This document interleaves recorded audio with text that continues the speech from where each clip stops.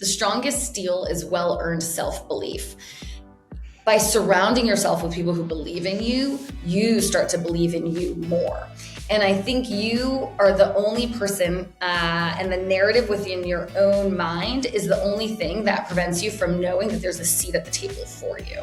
Mm-hmm. And so a big shift for me, I think, has had to come from putting myself in contexts where I start to feel more confident, where I'm surrounded by people who believe in me, who are giving you the coaching and the feedback. And sometimes it's tough feedback, right? Mm-hmm. But who are building you up so that you don't even have a filter of thinking about, are there enough seats at the table for me, for the other women?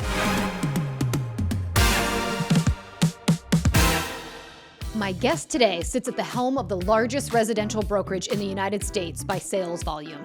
Neda Navab is the president of Compass Brokerage, where she leads and supports the firm's agents nationwide. In the spirit of Women's History Month, Neda joins me for a dynamic conversation about where her real estate journey began, what strong female leadership looks like, and the people and experiences that have shaped her career. And of course, we've had some fun getting to know Neda outside of work, from family life in New York to the adventurous side of her personality. So let's dive in.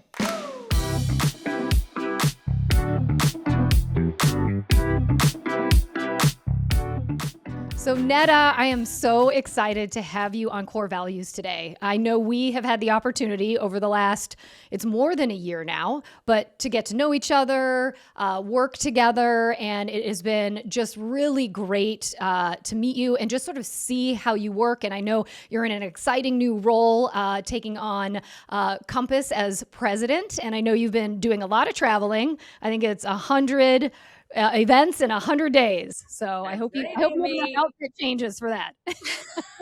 Yeah, I know. I didn't plan for that part. Yeah. But it's great. I'm seeing you on your social. I'm seeing you on the road. But I think what's so exciting is, I know that you're, really making a lot of great, exciting change and, just really getting everybody at Compass excited and rolling in your new direction. Yeah, well, thank you. And thank you for hosting me on this incredible show. I'm a big fan of yours, and it's so wonderful to get to join you today. Yeah, this is fun. It's in a different spot together, but this is fun. All right, so I want to take our listeners back a little bit and learn a little bit more about your story. So I know, very impressive. You studied economics at Columbia, and then you also got your MBA at Harvard. But I want to go back even a little further. Where did you grow up? And, what were you like as a kid? Yes. Okay, let's go back. I'll tell you, I feel like my journey really started with my mom, who, in 1979, the Islamic Revolution broke out in Iran. Iran looked a lot like it does, unfortunately, right now on the news. Mm-hmm. And she had to flee the country with her little brother in tow on a one-way flight to the United States. And she landed in Boston, Massachusetts without a dollar to her name and started working behind the counter at a Dunkin' Donuts. And like a lot of the smart entrepreneurial women we have all around us, turned that job opportunity into another, and ended up practicing real estate when I was a little girl in a suburb of New York. And so I was that little girl who did not get any Little League trophies or first, second, third place ribbons because I was sitting shotgun, to a demanding career with a working mom, attending open houses and learning, how to make excellent small talk with strangers. Yep. But I, really grew up as her sidekick. And I think I grew up really quickly. I don't think I feel like I wasn't a kid for very long. I felt like I was her number two, personally and professionally. And that was a big part of, I'd say, what's grounded me professionally was seeing what she was like professionally. Yeah. Wow. I mean, what an incredible journey, I'm sure, for her. Just, being able to be resilient and creative and resourceful, it sounds like. And I do so appreciate that is where you got your first initiation or bug into this crazy world of real estate. And I also appreciate it personally because before getting into the management side of things, when I was selling, my kids were really little and I did a lot of that. And there was a lot of negotiating, if you could just sit here here and be really quiet while mom goes ahead and just runs in and shows this property, or I need to get on a phone call. So, so what I love is the idea now that mine are a little bit older and trying to figure out what they want to do. I'm hoping that they too maybe picked up something, but I love that was kind of your first introduction. And what an incredible woman to just really recreate herself here in the United States. And it sounds like have a really phenomenal and successful career. Yeah, I mean, I'll tell you, I respected what she did so much that my first internship when I was in college was actually working at a little boutique real estate firm in downtown Manhattan. I did not know at the time that you needed a license to show rental properties, and so I was going all over the city illegally showing rental units to hot and sweaty New Yorkers in July and August during my summer breaks. So I've experienced some of those real estate traumas of having, a line of people for an open house and they've given you the wrong set of keys, or wrapping up a closing on a rental and, popping into a Starbucks and leaving the check at the counter, like all those little foibles that you learn along the way as you're Right. cutting teeth. Yeah. I love those. That's so great. I mean, you've had, just a lot of really great steps in your career to where you're at today. But I know one thing in looking at your bio and some of your experience that really stuck out to me was that at one point in your career journey, you kind of really went into a different direction. I know you, and I want you to talk about this a little bit, but you built programs to support female entrepreneurs in East Africa. I'd love for you to tell us kind of the why, like what inspired that, and what do you think you got out of, or what was that experience and what did it mean to you? Absolutely. So I was working at the time, but right before moving to Rwanda, I was working at a consulting firm, management consulting firm in New York, and I was not thriving, Amy. And I think sometimes making a decision to leave something is just as important as making a decision to go to something. And I decided that the corporate context needed to be so dramatically changed that I found an opportunity as far away from corporate New York life as I could at the time, which was a Right. nonprofit in Kigali, Rwanda, to the dismay of my immigrant parents who moved to America for a better life. But I went there to build a business training program for female business owners. Mm-hmm. Now, if you think back to the early 90s, Rwanda suffered this incredible genocide and the male population was decimated, over the course of 90 days. Right. And women became the primary breadwinners of their families, of their communities, but never had, any advanced education. And so we were building a business training program for these entrepreneurs on marketing, taking out a loan, how to, balance a checkbook. And it was an incredible experience because you realize the power of business, the power of entrepreneurship, and seeing these women sort of rise as you build their skills and the freedom and independence it gives them and the ability to support their families. And I'd say coming out of that, the bug that I got was actually the bug to figure out how to continue to support entrepreneurs and small business owners and just so believing in the promise of what communities can become if small businesses are supported in the right ways. Wow, what an incredible experience and an incredible program. And I bet so rewarding, right? Because I know in this line of work, and I think both of us have experienced the power of working with somebody and sitting down and, really having them recognize that they can do anything, sometimes before they realize that they can do it and that they're stronger than they think that they are, they're smarter than they think they are, because I think in a world where sometimes, we don't always advocate for ourselves, it's amazing being in a program like that where others really propped these women up to do what they needed to survive, but even just to recognize that not just survive, but to thrive. So very cool. And then, interestingly enough, you made your way back. And what had you really decide to get into the brokerage business? Was it this idea, in the experience that you had in Africa, where it's like, I'm interested in a business that is more set in the entrepreneurial mindset? Because, as we know, we are supporting tons of CEOs out there that are driving and running their own independent businesses. So,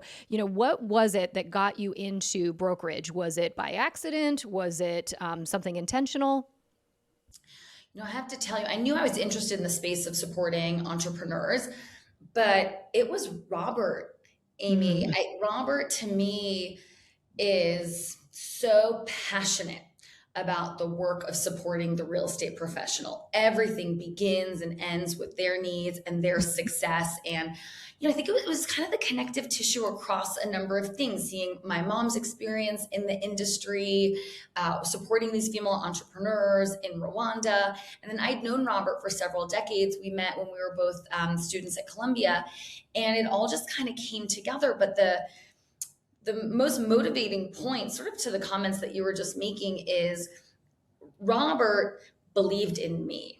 And I could see that every step of the way in my interview process. I spent 5-6 months getting to know Robert and Compass in this context before choosing to join. And I think if you have the opportunity to work for someone who sees the potential in you that maybe you don't even yet see in yourself, that is magic. And for me, Robert showed that. He believed so much in me and wanted me to be successful, wanted this to be the best career move I'd ever made, which, by the way, is how he feels about every real estate professional who he recruits to join Compass. And so I thought, I should be betting on the person who believes in me, maybe a little bit even more than at that point I believed in me as well. And I think that is sort of the magic of being in this human industry, right? Is getting to be surrounded by people who see you as being 10 inches taller than maybe you see you.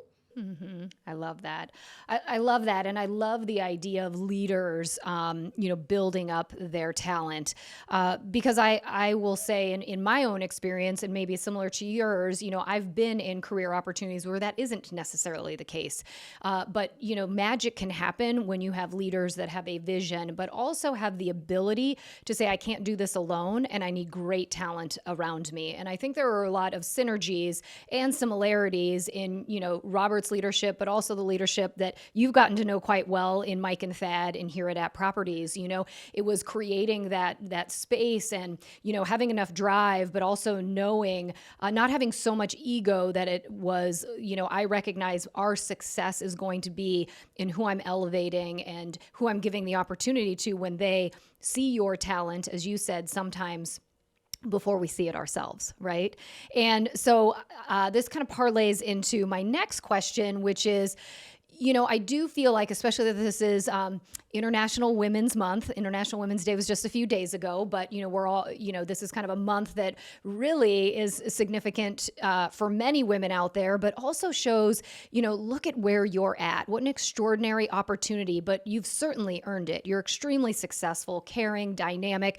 You've got it all. And, I know that in my own journey, I've had the opportunity to have a lot of people support me to get to where I'm at. But I do feel like sometimes there's this idea that as women, when we are trying to move our way up to success, that there's, kind of this sense that there's only one seat at the table. And as women, we're competing for the one spot for us. And I've always believed, quite honestly, and maybe it's because I've been fortunate enough to work with and have leaders that have never had that created that sense, but I think there's enough room for every woman who wants to grow and succeed. So I kind of want your take on it, knowing that, you're sitting where you're at with a lot of hard work and it's definitely earned, but it also came from being, in the spot where you were working with great people. Yeah, what I would say, Amy, and I say this often to some of the earlier career women that I talk to, is the strongest steel is well-earned self-belief. I'll say one more time. The strongest steel is well-earned self-belief. By surrounding yourself with people who believe in you, you start to believe in you more. And I think you are the only person, and the narrative within your own mind is the only thing that prevents you from knowing that there's a seat at the table for you. And so a big shift for me, I think, has had to come from putting myself in contexts where I start to feel more confident, where I'm surrounded by people who believe in me, who are giving you the coaching and the feedback. And sometimes it's tough feedback, right? Mhm. But who are building you up so that you don't even have a filter of thinking about, are there enough seats at the table for me, for the other women, right? And Mhm. so for me, what I would say, the advice I would give to sort of like earlier career Neda would be to keep putting yourself in context where you are getting more and more confident, where you see that your hit rate is higher and higher, so that you don't even question if there's a seat Mhm. at the table for you or the other women. If anything, you just see that the table is getting longer, right? And the more successful you and the women around you are, the more opportunities there are in that room. Hmm. And, I love that idea too, because it is, we're always growing. I think when you and I talked last week, the idea is that, you never just kind of get to a spot and then that's it, right? You're kind of evolving into the next space. But I love the idea of being surrounded by people also that don't just tell you what you want to hear, because the best thing is for them to say, look, you're great. And these are the things that I think in order for you to want to move further, you might want to focus on, right? Because I think even though that's sometimes uncomfortable, as you mentioned, like we don't always love hearing that feedback, but it's the stuff that's most critical, I think, in our growth. And I love, putting yourself in context so that you already see yourself at the table and know that there's always a spot for you. It's a matter of getting yourself comfortable enough to feel like you should be there, right? So I love I that. agree. And to build on your earlier point, I was on a call this morning with our managing director of Dallas, the Dallas Fort Worth market. And one of the first questions I asked him is, what are people not telling me? What should I Mhm. know? What do you think that I'm not hearing that I need to be educated on, right? Like what are agents feeling? What are employees feeling? What are managers feeling? What am I not seeing? And what may people not be wanting to burden me with? I think you Mhm. got to figure out like who are the people who are going to give it to you straight, Mhm. and what are the questions? What are the ways that you open up the opportunity for the feedback or the insights? Because that is a shortcut to action when you're in a management Mhm. or position or you're a team leader. Yeah, no, that's so great, and I agree. And that kind of direct communication, uh, it just gets to where you need to be so much faster. So, I appreciate your level of confidence and comfort to be able to just say, "Cut it to me straight." What do I really need to know as we're moving forward here? All right, so you've worked your way up into just a really tremendous position and amount of responsibility within Compass. And, look, it didn't just happen overnight. You certainly kind of evolved into this role, playing so many different parts, I think within the organization, so that, when this opportunity presented itself, even if you didn't, I don't know if you felt like you were 100% ready, and maybe you weren't, but I feel like sometimes you have to take the opportunity presented and be willing enough to take the leap in the faith. But, have there been any particular moments from, your past experiences that kind of gave you that confidence to let you know I was built for this role, and I'm excited to go in it and give it my stamp? I have to be honest, Amy. I think confidence is a journey. Mhm. And I think every single day there are things that I experience where it either gets built up or broken down, right? Mhm. But there's a reason why, we talk in the halls of Compass about just bouncing back with passion, right? Mhm. And our real estate professionals are the best at bouncing back with passion, right? They Yeah, get they are. 9 no's until that 10th one is a yes. For me, I don't think I ever feel like I'm fully ready for something. But I think that that's part of what keeps me motivated and hungry. I believe that I've got to earn my seat at the table every day. Because Mhm. if I don't, I need to move on. I'm not serving this team or this organization or this industry best. And I often, when I look around, I think those people who maybe, whether it's they're hungry or they have a little chip on their shoulder, whatever it is, it's those who feel like they have to continue to earn their seat at the table, who often are, I think, some of the strongest leaders, who are really great at elevating those around them, listening to learn, not just listening to react or respond. Mhm. Mhm. And so, look, I think there is a little bit of, somebody who like still feels like they need to be on their toes a little bit. That can make for a really strong, dynamic, constantly curious sort of leader. hmm Well, and I think we were talking about it at some point that somebody had said, you want to make sure that you bring your A game, right? And the idea is that you're slipping if you aren't bringing your A game every time, right? And it isn't just for you to be showing up to show what you can do, but I think there's a level of respect to everybody else in the group, that you need to bring your A game because if you're only bringing your B game, how does that impact everybody else, right? So, Oh, you know, 100%. yeah. So I love like your point of kind of always coming in, sort of feeling like, am I really kind of doing everything that I can or being the best version of this role or the responsibility that I'm taking on? Yeah, so I'll share that story, Amy. So I was working for, when I was working in consulting for a big bank down in South Africa. Our lead client had put together this meeting. We were training, all of their senior managers, and he turned to me a few minutes before we're walking in the room, and he said, Neda, this is a very expensive meeting. All my senior people are here. You better bring your A game. Amy, I love it. I looked at this guy and I'm like, this guy must have a B game and a C game. Yeah, If he's right? Is telling there any me other option? to bring my A game, what?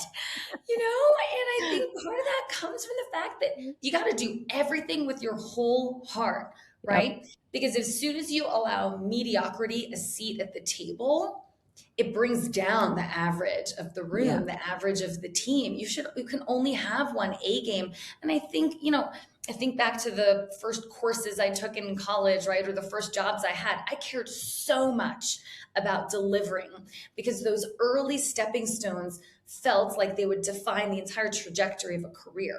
And what's Mhm. so wild to me is when people, as they become more successful or take on more responsibility, they like almost like get comfortable and Right. maybe they allow a little bit of mediocrity. Like, I don't have to bring my A game to every meeting today, or I'm going to just like fire off this response without it being super thoughtful or what have you. Mhm. No, I think as soon as you start to do that and you're not your A game 100% of the time, then 100 becomes 98, 97, 90. It slips, right? Yeah. And I think that there's something about just wiring yourself to say, it's only going to be A game, right? Mhm.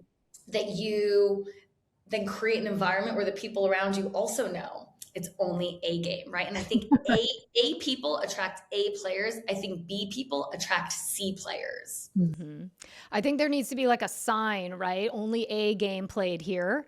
Like you could put that in like over your office. I love it. I love it. So let's talk a little bit about A game leadership. And I think one of the, interesting things, and I know one of the reasons why I've loved this career, both being a real estate, professional myself or an agent myself, but then moving into this role, every agent is ultimately the CEO of their own business. And, I would say one of the biggest challenges because, they're jumping in, they're scaling, usually they start on their own, but as success happens inevitably, there is this moment where I can't do this all myself. And now I need to suddenly not just become, this solo practitioner, but I now need to create a team or bring people on. And so I'd love, and I'm kind of curious about some of the advice you give to your agents, because I do think leading and managing, I know personally, are one of the, harder muscles to develop. And I think sometimes for agents, it doesn't always come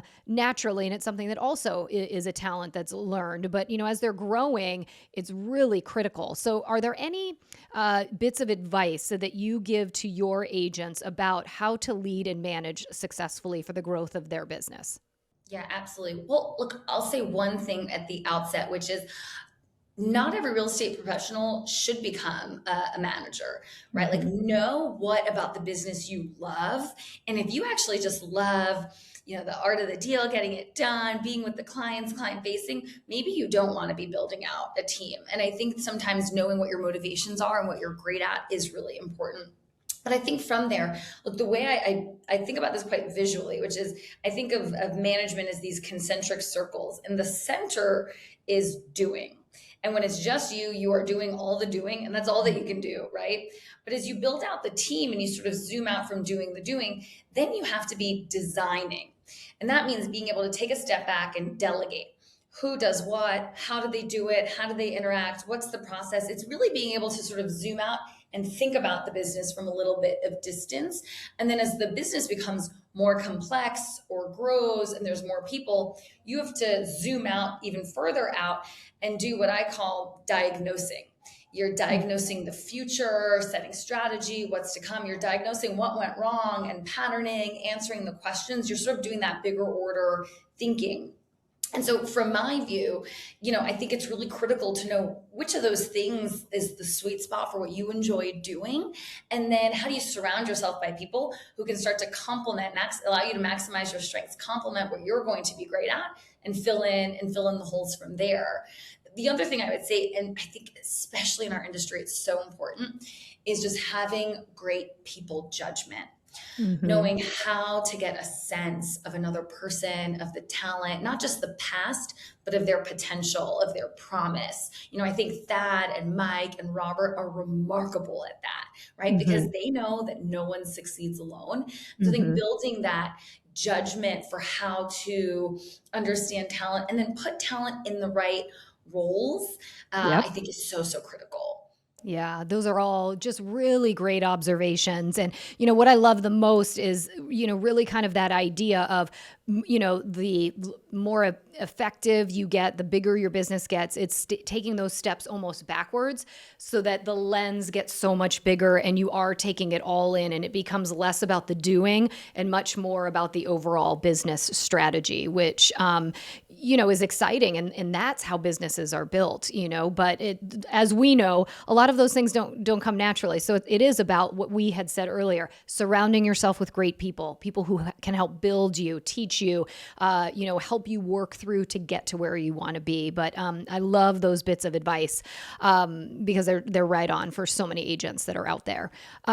So I want to ask you this, because you are juggling a big leadership role, but I also know you are raising a family in New York. And I want to know, what does your morning routine look like? And do you have any non-negotiables or productivity hacks? Like things because you don't have a lot of time, you got to make sure that you're, kind of getting through your day. Yeah. Amy, I'm probably not the role model for having a morning routine. That's okay. I don't think I am either, to be totally honest. Sometimes it's just getting through my morning is my routine, like, with my teeth brushed and hair in order, right? Yeah, exactly. So as you said, I've got a little 5-year-old Theo at home and a little 18-month-old Maya at home. So mornings can sometimes be like survival mode. Yeah. But I'll tell you, there are 2 non-negotiables that I have. So one is, as long as I'm not traveling out of New York for Compass, I always want to be the one to take Maya out of her crib and to start her day, because I think they're just so delightful in the morning, and I think that habit is really important. And then my non-negotiable with Theo is to be the one who drives him to school. It's a very short drive. It's 5 minutes from our house, but that time, even though it's 5 minutes with a 5-year-old, I think that time in the car is really special. So my non-negotiables, honestly, in the morning really are around the kids. And then I have to be honest with you, once I've dropped them off or handed them off, it is, out of sight, out of mind a little bit, Amy. Like I'm so a practitioner of just being present in wherever you are at. So once I'm done with the kids, I am sort of like buckled into Compass. In terms of productivity hacks, look, I think like all working parents, I would not survive without productivity hacks. So I would say, I'm maniacal about my calendar. So I color code all different things in my calendar. So meetings are a certain color, documents that I need to review, I link in my calendar in a different color, travel's a different calendar. Personal life is a different calendar. When there are crazy days, I'll put like literally back to back 20, 15-minute meetings. Because if you have, 3 20-minute meetings instead of 2 30-minute meetings, like all of a sudden you're 50% more productive.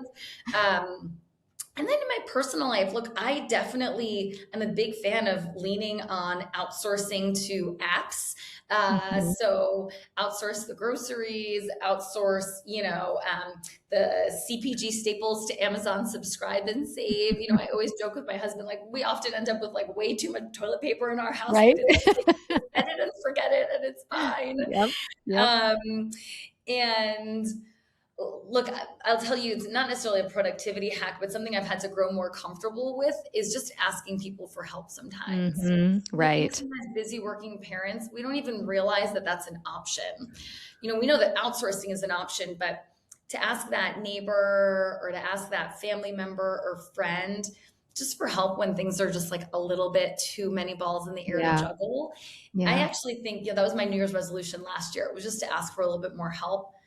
It Yeah. has not only given me the release that I needed, but Amy, it brings you so much. It's so obvious, but it brings you so much closer to people. Yeah. Like if they're able to help you and you can return the favor, not in a transactional way, but in a like, I've got this for you. Don't worry, let me take hmm it off your plate way. So I'd say that has been, maybe it's a productivity hack, but it's just more of sort of like a human life hack that I didn't think come it's naturally. so great though, because I think like sometimes, we're just in go mode, like in fifth gear. And sometimes I feel like people are like, whoa, she's just way too busy. And I think you asking for help, so many people like they'd love to do that. And it actually, to your point, creates this relationship that otherwise they sort of feel like she's just on the go. She sort of doesn't have time for me. And so, I think that being vulnerable, not even vulnerable in a bad way, but showing that you don't have it all figured out and help is what you need, I think it is how relationships are built, right? That's the reciprocity kind of that goes on in building a relationship. So I love that. You know what I Um, used to say, Amy? I used to say that I felt like I was constantly juggling all these balls and they all felt like they were made of glass. So I couldn't mhm, drop any of them. Like none of my balls mhm. were made of rubber. And then one mindset shift was no, some of your balls are made of glass, some of them are made of rubber. So just prioritize, just make sure you don't try not to drop the ones Just made of don't glass. drop the glass. But Yeah. don't worry if you drop one of the rubber balls, it'll bounce. You can pick it up later. I actually have shifted in the last year to say, you can hand a few balls off to the person to your left, to your right to help you Right. with the juggling too. Yeah. And I think as working parents, we've got to allow ourselves the grace of For asking for help. sure. For sure. I love that. So, this being the month where we're honoring women, I do have to ask, have there been any strong female leaders that you've sort of looked up to or have been really active mentors to you, kind of in your experience, whether they're people you know personally or just have seen from afar that have helped kind of, mold sort of your idea of success and what you want to sort of leave behind in your own mark as you're going through your journey? I can picture these two women so clearly, Amy, from my past career explorations. And I would say the unifying theme between them is that they were leaders who were actually inherently feminine, I would say, in Mm-hmm. some of their attributes. They were supportive. I mean, to be clear, they were whip smart, hardworking, fast talking, fast moving, but they were supportive and Mm-hmm. encouraging. And they believed in people and they wanted to cultivate talent and help people realize their potential. They were not the stereotypical qualities of, what I think of sometimes as, like the masculine model of leadership, right? Which is Mm-hmm. a little bit more dominating and aggressive and hard charging. And it resonated with me because it showed me that you can actually lean in to a more feminine style of leadership and be incredibly effective and have a seat at the table and be authentic to yourself Mm-hmm. and still leave people with the feeling that you want them to feel as a result Mm-hmm. of working with you. Yeah, I can appreciate that so much. And I would agree. I think, even looking in my own perspective, that seeing women who were comfortable in their own shoes, were very authentic, could show emotion, and it didn't mean that that equated to weakness, right? Because emotion could be not so much their own emotional needs, but honestly, the emotional needs of the people in the room or the people that they were mentoring. So I love that. I do think there is strength in femininity and just being who you are, because as is becoming more popular, there's only one of you, and it's like shine that light bright because people need it. So I'm just grateful that you've gotten that experience, and I know I've had that opportunity as well. So I want to ask you, as we're moving forward, and we are a family of brands, right? I think there's a lot of opportunity in front of us. I think that there's been a lot of news, a lot of momentum, a lot of things. But as we're looking ahead, what do you think this next chapter, and I don't just mean in the next couple of months, but like in 2 or 3 years from now, what do we think we're going to be seeing as it relates to a lot of our, coming together as these, really solid brands with phenomenal agents? What are we going to see in the industry? It's such a great question. Look, if I zoom out and looking at these incredible brands, Christie's, Ansley, At Properties, Compass, the Legacy Anywhere brands, they represent the professionalism and passion of the real estate profession. And this profession represents something incredibly significant to the American dream, sort of circling back to the beginning of our conversation. And for me, and by the way, it's not just sort of these brands coming together. Over the next couple of years, I think the promise of AI is going to influence and impact every profession, full stop. I don't care what the profession is. And so what I hope and aspire to see is that our agents are able to come together, collaborate, and leverage AI to actually show people the value of the human in this most human and trying of interactions, right? I hope that AI powers them with more data, faster patterning, better access to information. But I really think at its core, what this can do, and I think it'll actually be quite symbolic for other professions, is show you that for this most important of transactions and moments, actually, you want a human at the heart of it, alongside you to guide you through it, powered by all these incredible tools and brands. But I hope that this profession becomes a symbol for what professions should be going forward that are powered by AI, which is incredibly human-centric. It's the IQ plus the EQ that makes the promise of home ownership and buying and selling really come to life for people.